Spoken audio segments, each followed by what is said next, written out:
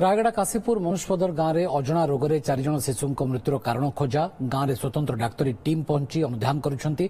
तदंत करी कारण जनैबा लगी स्वास्थ्य विभाग को निर्देश देइछंती मुख्यमंत्री मोहन चरण माझी मनुष्यपदर जाई उभय स्वास्थ्य विभाग एवं आरएमआरसी तदंत करबा सहित यार कारण खोजिबा लगी निर्देश देइछंती आगुको वर्षा ऋतु थिबारु एहा पूर्वरु समस्त अंचल में पानीय जल व्यवस्था ठीक करबा लगी पंचायत राज विभाग सहित समस्त उपांत अंचल रोड मरामती लगी निर्देश मध्ये देइछंती अन्यपटे अजणा रोगर कारण खोजिबा लगी मनुष्यपदर रे पहुंची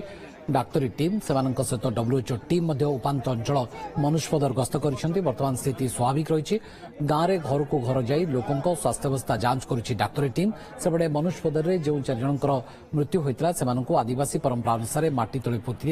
पोती दिया जाइछि तबे आरएमआरसी जो पंचम सैंपल नैतला सेथरो रोगी को डिप्थेरिया होइतबार संदेह करा जाउछि एनै अधिक छानबीन जारी रहिछि स्थिति स्टेबल अछि किसी केस भी बढ़ी नहीं आउ जो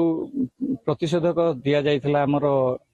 बटिका हिसाब रे से माने खाइछन्ती सुस्थ रे भी अछन समस्ते भलरी भी अछन समस्ते सस्पेक्ट करा जे डिप्थेरिया केस बोली तेनु करी तार रिपोर्टिंग करिया पय जाइछि हमर आईसीएमआर भुवनेश्वर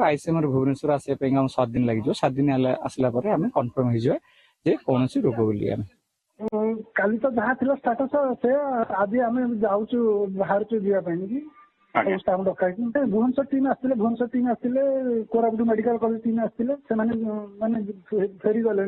हाँ आम टीम आम अलर्ट कर 20 दिन पर्यटन सब से एरिया बुलिके रही सबुदिन टीम अलर्ट कराई।